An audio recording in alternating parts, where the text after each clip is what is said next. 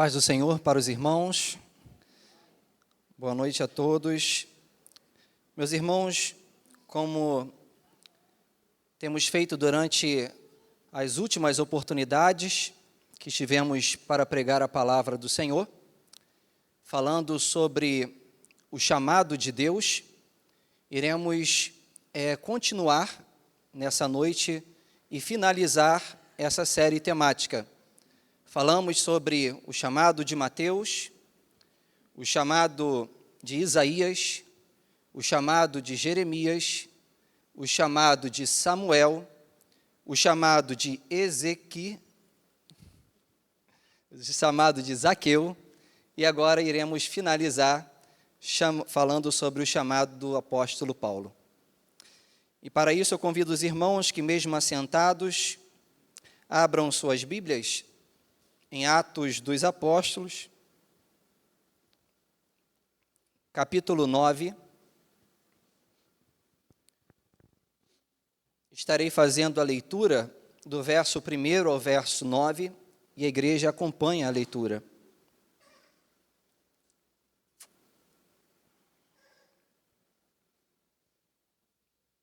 Atos, capítulo 9. Diz assim a palavra do Senhor: Saulo, respirando ainda ameaças e morte contra os discípulos do Senhor, dirigiu-se ao sumo sacerdote e lhe pediu cartas para as sinagogas de Damasco, a fim de que, caso achasse alguns que eram do caminho, assim homens como mulheres, os levasse presos para Jerusalém. Seguindo ele a estrada fora, ao aproximar-se de Damasco, subitamente uma luz do céu brilhou ao seu redor, e caindo por terra, ouviu uma voz que lhe dizia: Saulo, Saulo, por que me persegues? Ele respondeu: Quem és tu, Senhor? E a resposta foi: Eu sou Jesus, a quem tu persegues.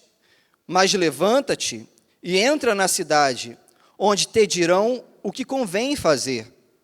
Os seus companheiros de viagem pararam emudecidos, ouvindo a voz, não vendo, contudo ninguém. Então se levantou Saulo da terra e, abrindo os olhos, nada podia ver. E guiando-o pela mão, levaram-no para Damasco. Esteve 3 dias sem ver, durante os quais nada comeu, nem bebeu. Que o Espírito do Senhor aqueça nossos corações com a sua palavra neste dia.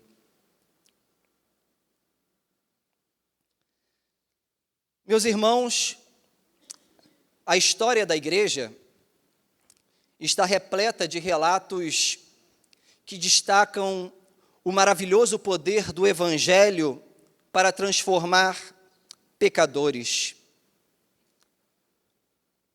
O famoso pregador John Newton, autor do famoso hino Maravilhosa Graça, foi um destes muitos casos.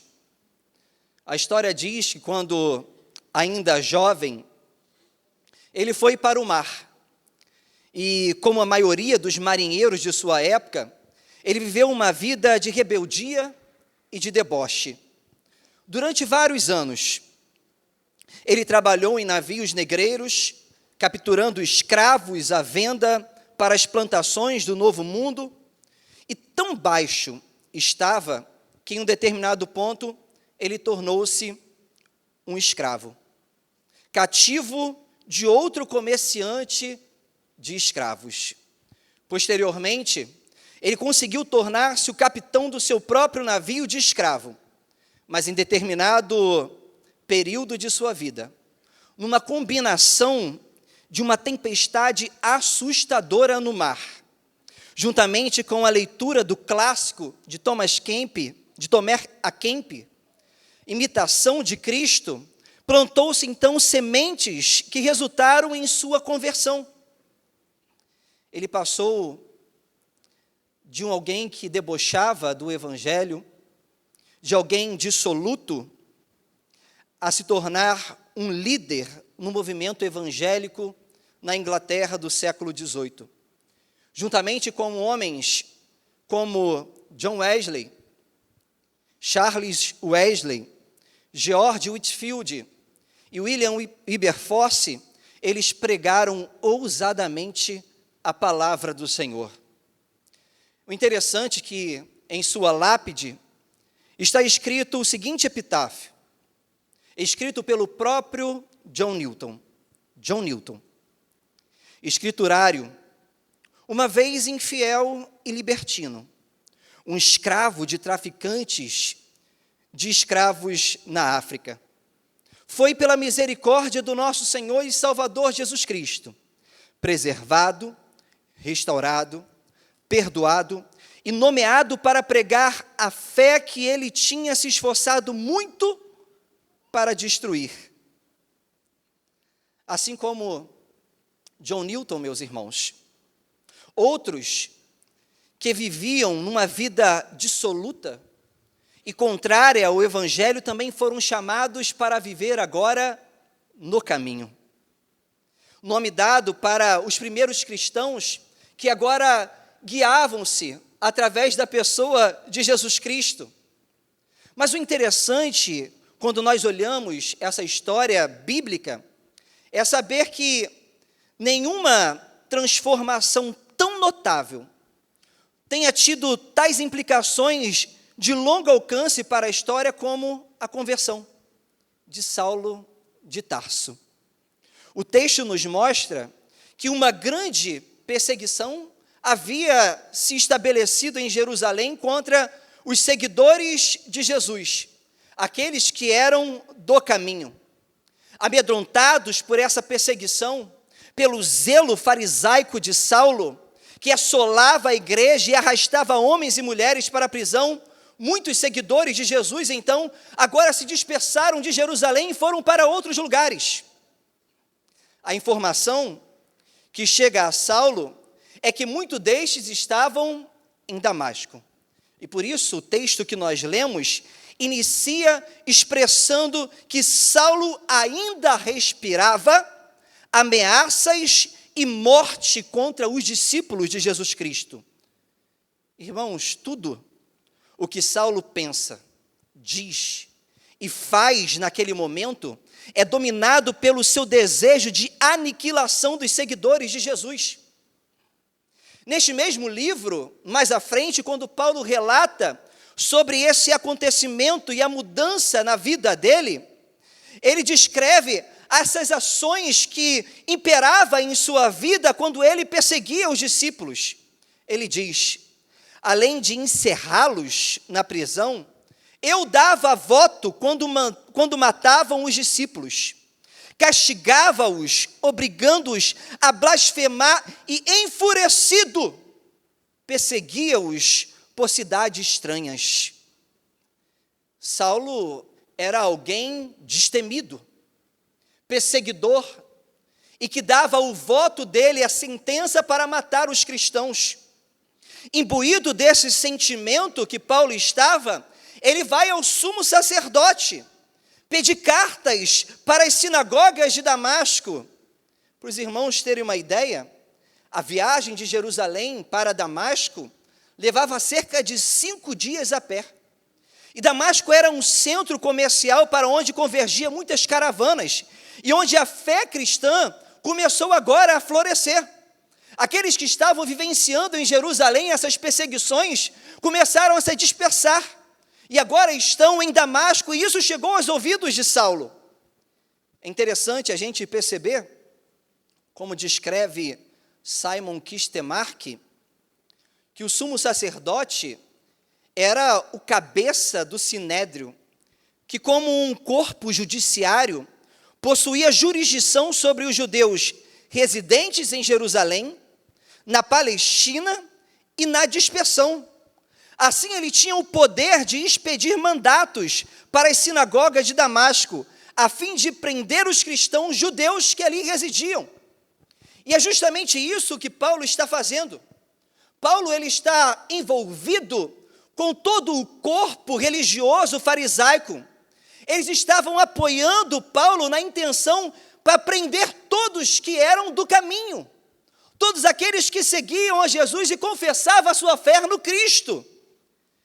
E como eu disse, meus irmãos, o termo caminho é um dos primeiros nomes que designa os cristãos que agora estão seguindo Jesus. Por isso, o texto que nós lemos vai dizer que Paulo estava se direcionando a Damasco para ir ao encontro daqueles que eram do caminho. E percebam que a intenção de Paulo, a intenção do corpo farisaico, era justamente fazer com que as boas novas não se espalhasse para caminhos mais longínquos. Ele queria aprisionar, ele queria exterminar, fazer de tudo com que aquelas palavras, aquela mensagem, as boas novas, não atingissem outros lugares. Mas será exatamente no caminho para Damasco que subitamente o texto diz: Paulo é tomado por uma luz do céu, e agora, após cair ao chão, ouviu a voz do Senhor dizendo: Saulo, Saulo, por quê me persegues? A voz poderosa que estremece os cedros do Líbano, a voz majestosa agora estava ecoando no interior de Paulo, como um sino que tine, estava agora gritando em seus ouvidos. A luz poderosa do Deus transcendente agora brilhou mais forte do que o sol em sua força maior e leva Paulo ao chão. E o interessante que quando Jesus chama Saulo, o chama pelo nome judeu, porque Saulo ele tinha dupla cidadania. Pelo nome grego ele era conhecido como Paulo, mas pelo nome judeu ele era conhecido como Saulo. E a voz que grita nos ouvidos dele é: Saulo, Saulo, por que tu me persegues? Meus irmãos, a ideia apresentada aqui na fala de Jesus, neste momento, é uma ideia de confronto, é uma ideia que quer frear Paulo, é uma ideia que quer paralisar Paulo a respeito de todos os desejos pecaminosos que está gritando dentro dele de matar e aniquilar os crentes. É um confronto direto. Algumas versões da Bíblia utilizam a frase: duro é para ti recalcitrar contra os aguilhões, nesse texto de Paulo. E aguilhões eram pedaços de ferro pontiagudo, que quando o burro empacava, para que ele então se movimentasse, espetava ele. A palavra que está se referindo a isso é que Paulo estava tentando resistir, como alguém destemido, querendo destruir a igreja e não dar ouvidos àquilo que o próprio Cristo já estava falando ao seu coração. Mas chega um momento em que ele não resiste, e como um burro e como um boi que está empacado agora, a luz brilha, e ele cai ao chão. A voz estremece o coração dele, e agora ele está atônito e sem poder ver. De quem era a voz poderosa que o chama? E a pergunta é: quem és tu, Senhor? Paulo agora, com essa frase, ele está se colocando como alguém que sabe o significado do seu próprio nome, que significa pequeno, diante da voz grande e poderosa que está gritando em seus ouvidos. A resposta da voz poderosa é: eu sou Jesus a quem tu persegues. Vejam que o perseguidor está sendo confrontado aqui diretamente por aquele a quem representa a igreja. O Cristo se revela a Paulo quando ele diz: eu sou Jesus. Ele está perseguindo o Cristo poderoso que brilha mais do que o sol em seu fulgor. Leva ao chão e tira a sua visão por alguns dias. Quem Paulo está perseguindo não é apenas o Cristo crucificado, não é apenas o Cristo que está no madeiro, mas é o Cristo ressurreto, poderoso, que brilha em poder e glória. E essa revelação está acontecendo agora para o apóstolo Paulo, para Paulo. E o texto, meus irmãos, ele é lindo. Quando mostra a respeito dessas palavras de Saulo, o quanto ele é impotente, porque a voz poderosa o leva ao chão. O que fazer diante desse chamado?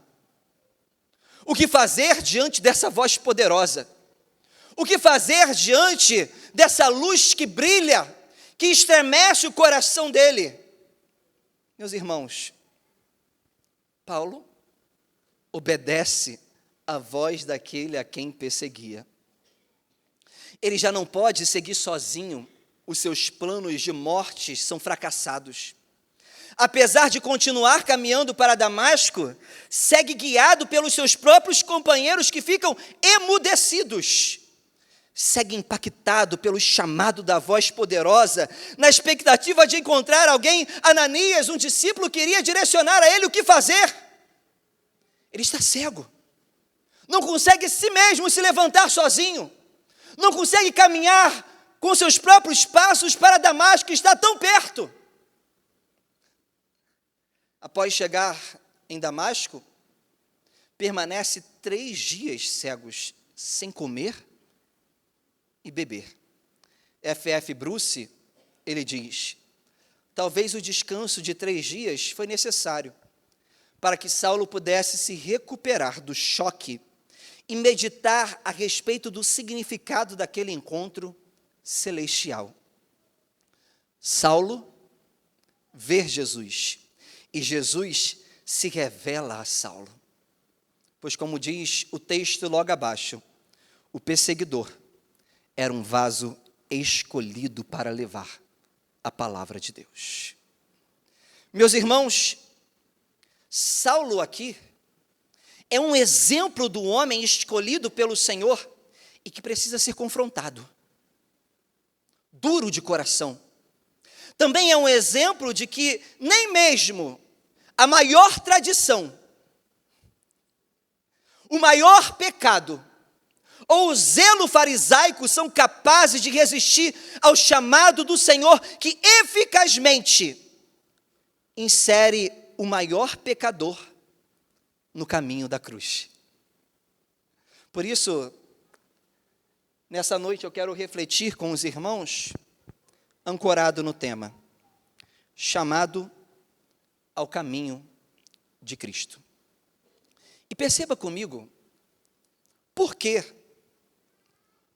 o chamado ao caminho de Cristo, ele passa diretamente pelo confronto do pecado.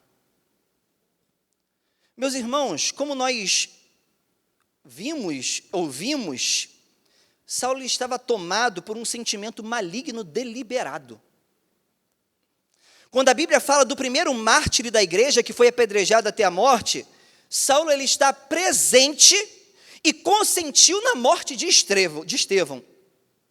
Quando inicia a perseguição contra a igreja em Jerusalém, Saulo assolava a igreja, entrando em casas e dava o voto para a execução daqueles que eram do caminho.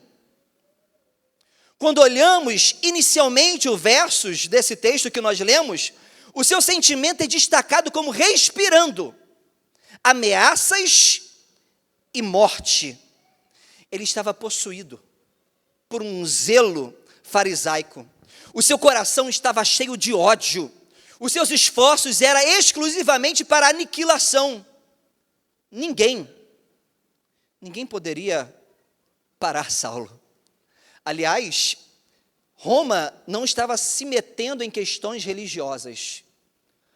A cúpula religiosa estava ao lado de Saulo. Contudo, a Bíblia vai dizer que no caminho de Damasco, a luz brilhosa levou ao chão. A voz gritou dentro do seu coração, causando confronto e refreando as impulsões do pecado que estava gritando dentro do coração dele. A voz é: Saulo, Saulo, por que me persegues?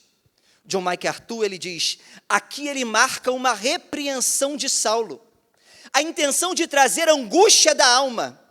Então Saulo iria perceber o quão errado ele tinha sido, e a culpa iria esmagá-lo. Ele foi um dos que odiava Jesus Cristo sem justa causa.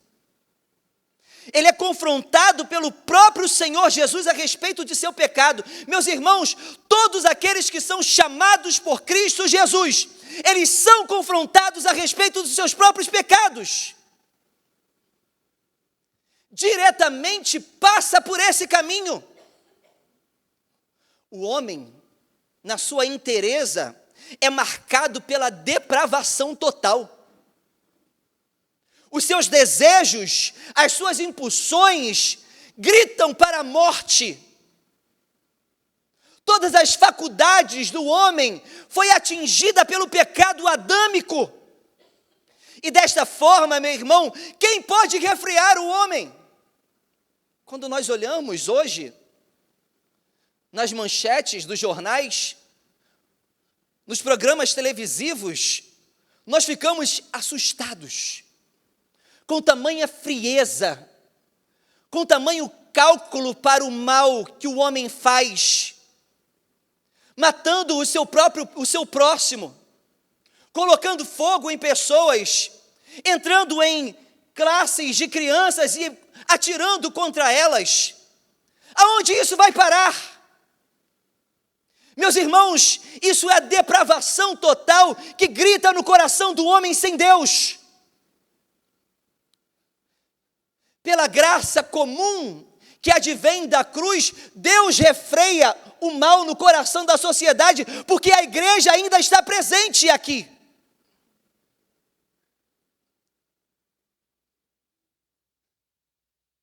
Saulo estava vivendo isso. O ódio, o desejo de vingança, a morte estava gritando em seu coração.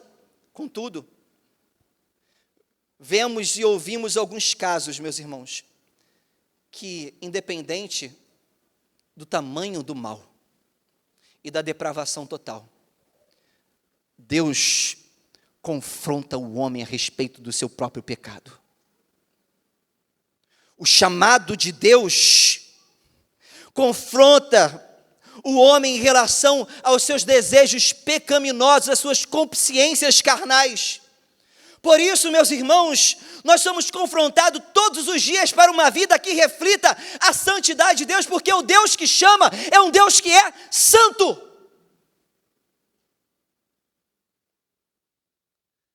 Aquele que estava vivendo de forma dissoluta, quando recebe o chamado de Cristo, o coração dele é transformado. Aquele que vivia roubando, aquele que vivia praticando idolatria, aquele que vivia adulterando, aquele que fazia o mal, matava, agora é transformado pelo poder transformador de Cristo que o chama para a nova vida. O homem, ele não é chamado para viver uma vida com Cristo, se primeiro ele não for confrontado a respeito dos seus pecados. Enquanto nós estamos aqui, independente de sermos chamados, continuaremos sendo confrontados a respeito dos nossos pecados. Porque somos chamados para viver uma vida santa e irrepreensível. Somos chamados para viver como Filho Jesus Cristo, a imagem do Filho Jesus Cristo, como diz o apóstolo Paulo. Mas perceba ainda, meus irmãos, que o chamado de Deus para o caminho de Cristo também passa pela revelação do próprio Cristo. Porque o texto bíblico vai dizer que agora ele está a caminho de Damasco. O desejo do pecado está gritando no coração dele.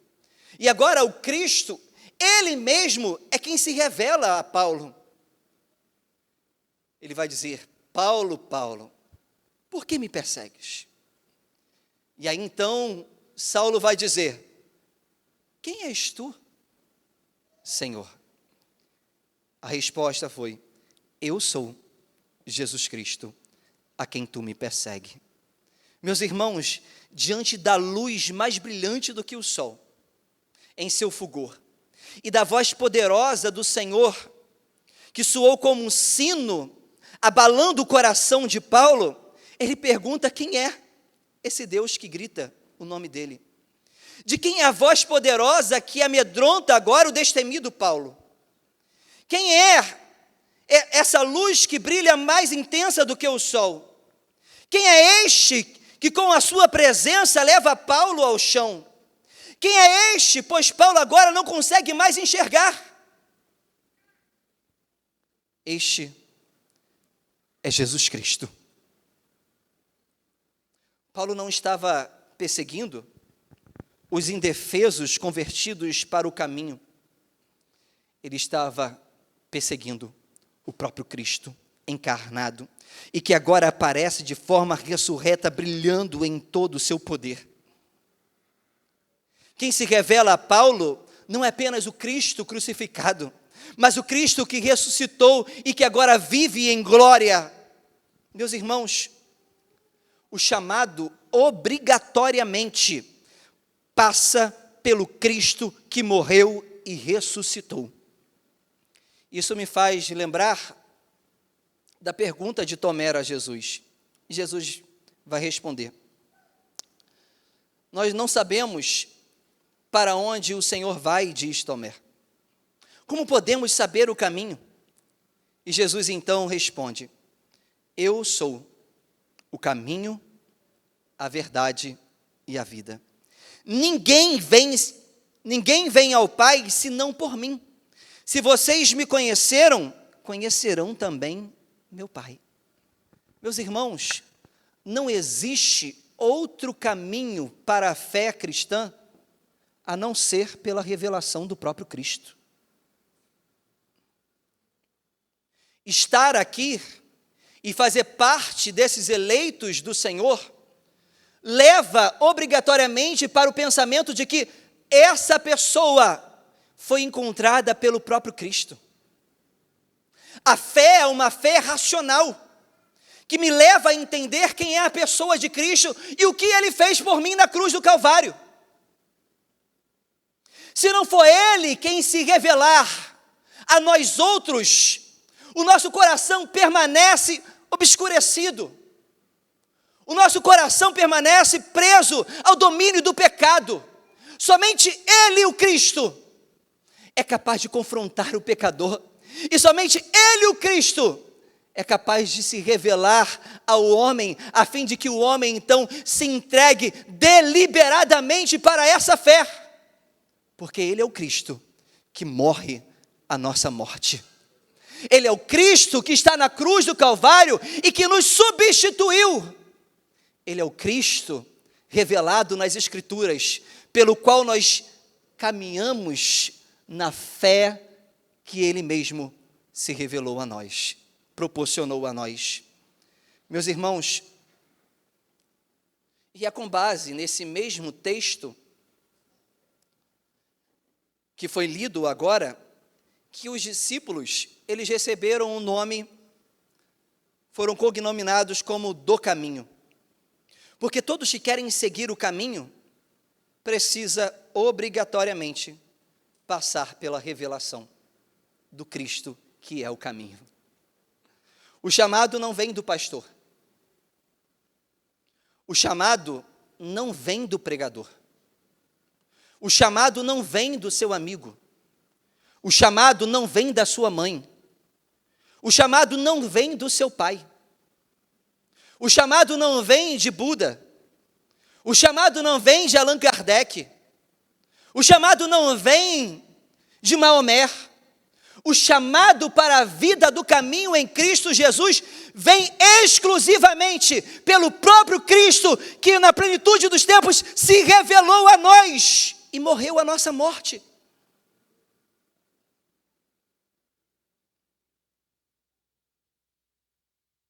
O chamado, meus irmãos, é um chamado individual.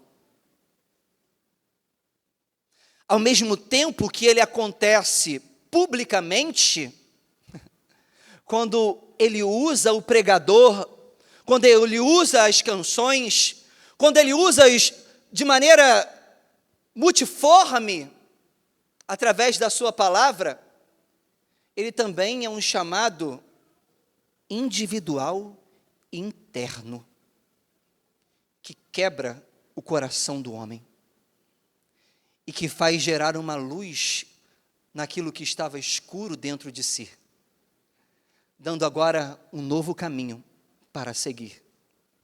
Mas perceba ainda comigo que o chamado para o caminho também passa pelo processo da desconstrução da autossuficiência. O verso 6 vai dizer: mas levanta-te e entra na cidade, onde te dirão o que te convém fazer.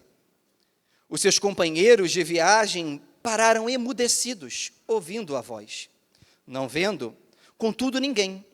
Então se levantou Saulo da terra e, abrindo os olhos, nada podia ver. E, guiando-o pela mão, levaram-no para Damasco. Esteve 3 dias sem ver, durante os quais nada comeu e nem bebeu. Paulo agora, meus irmãos, ele está agora com uma consciência de que ele não é o Todo-Poderoso. Ele está com uma consciência de que ele é impotente diante dessa voz que agora grita no seu ouvido. E por isso, o texto vai dizer que ele obedece à voz daquele a quem ele perseguia. Ele já não podia seguir sozinho, os seus planos de morte são fracassados. Ele está fragilizado e nem mesmo consegue se levantar. Apesar de agora ele continuar caminhando para Damasco, ele precisa de alguém para apoiar e ajudar ele seguindo para Damasco. Paulo era alguém, se a gente fosse traçar o perfil de Paulo aqui, que tomava a frente de tudo. Paulo era aquela pessoa que gosta de resolver as coisas sozinhas. Paulo é aquela pessoa que não gosta de depender de ninguém. Se tiver que fazer, ele vai lá e faz. Paulo era alguém que agora também estava tomado por esse pecado que estava gritando em seu coração, e ele queria pôr um ponto final nos cristãos que estão pelo caminho. E por isso o texto vai dizer que é ele que vai a Damasco, é ele que vai à sinagoga pedir carta. É ele que está liderando e chefiando a milícia que mata os crentes em Jerusalém. É ele que está entrando nas casas dos crentes e falando: nega a Jesus. Nega a Jesus, senão vou te matar. É ele que está com os braços cruzados, quando toda a religião judaica estão apedrejando Estevão, e ele está consentindo na morte de Estevão. Pedro é esse cara, ou melhor, Paulo é esse cara impulsivo, determinado para fazer o mal e que quer resolver as coisas.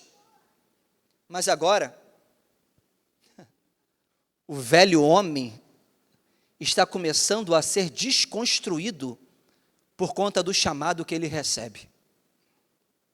Deus está começando a trabalhar no seu interior e fazendo ele entender que agora ele precisa ser dependente. Porque agora ele está cego. Está fazendo ele entender que agora ele precisa de alguém para conduzi-lo a Damasco. Está fazendo ele entender que agora ele precisa esperar em Damasco 3 dias, para que então o discípulo de Jesus, chamado Ananias, pudesse agora dizer o que ele tem que fazer. O chamado de Deus, meus irmãos, passa pela desconstrução do velho homem. quem eu era, quem você é ou quem você era.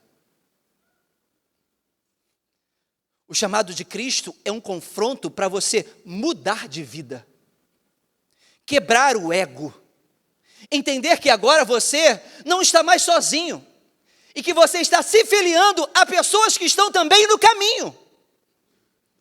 E nesse caminho agora você faz parte de uma família, família pelo qual Deus quis que fosse perseguida. Família pela qual Deus quis que fosse um corpo dependente do Cristo.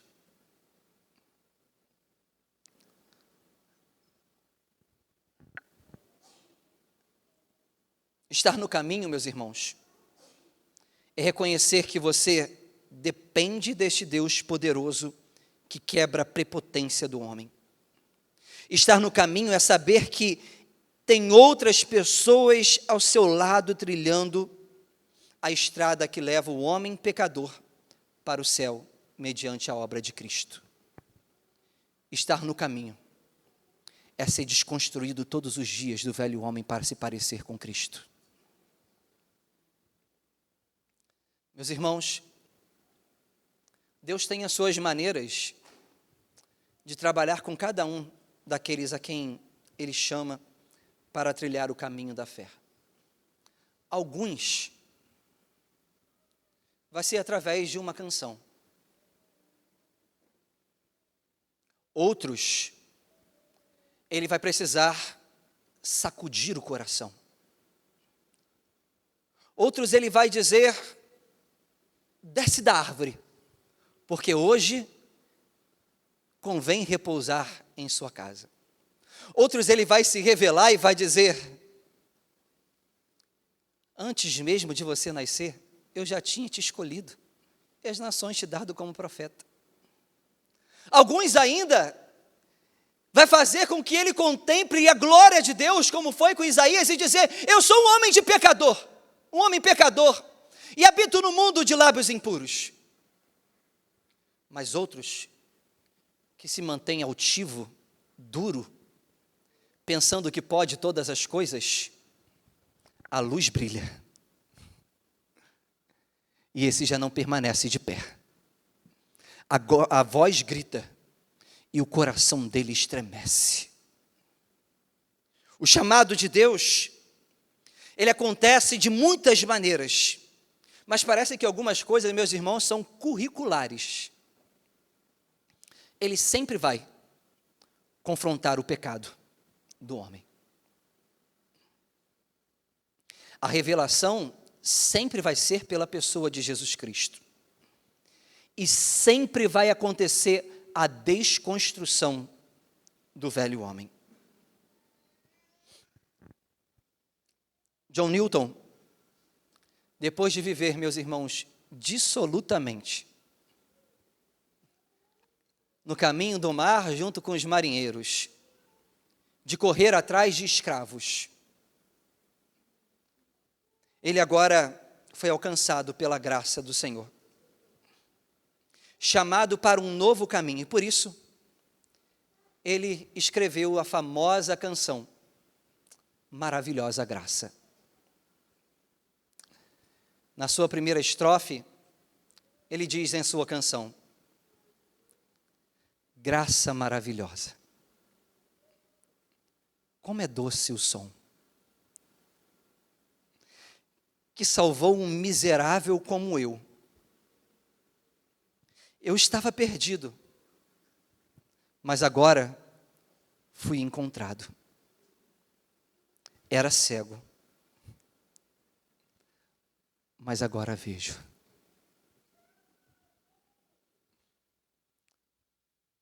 Você foi chamado por essa graça maravilhosa. Você e eu éramos cegos, mas agora podemos ver a luz do Cristo, que brilha como o sol em sua força maior. Paulo, era um perseguidor, mas agora faz parte do caminho. Você, talvez, não aceitava o cristianismo, perseguia, mas agora faz parte do caminho. Com maravilhosa graça. Graça que nos alcançou. Feche seus olhos.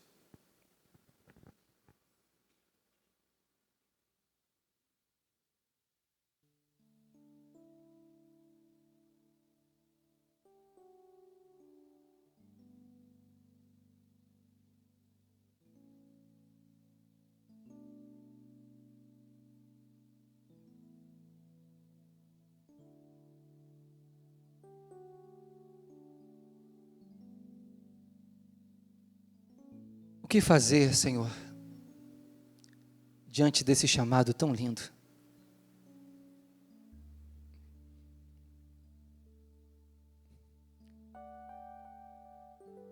O Senhor usou, Pai, Paulo como pregador aos gentios, porque ele era vaso escolhido.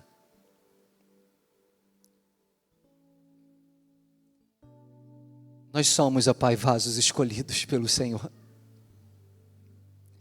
E diante desse chamado, Senhor, temos que pregar o seu evangelho e dar a vida, Senhor, por aquele que deu a vida por nós.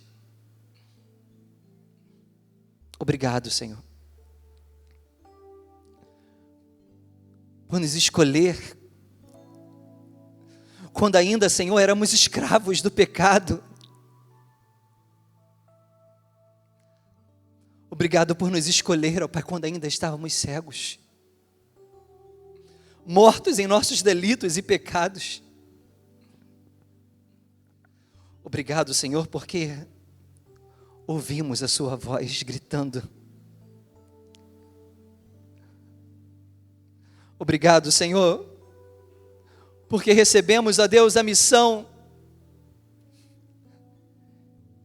de anunciar o seu nome e fazer parte da família reconhecida como do caminho. Nos conduza, Pai, no caminho da fé a cada dia, até que possamos encontrar com o Senhor e vivermos eternamente ao seu lado.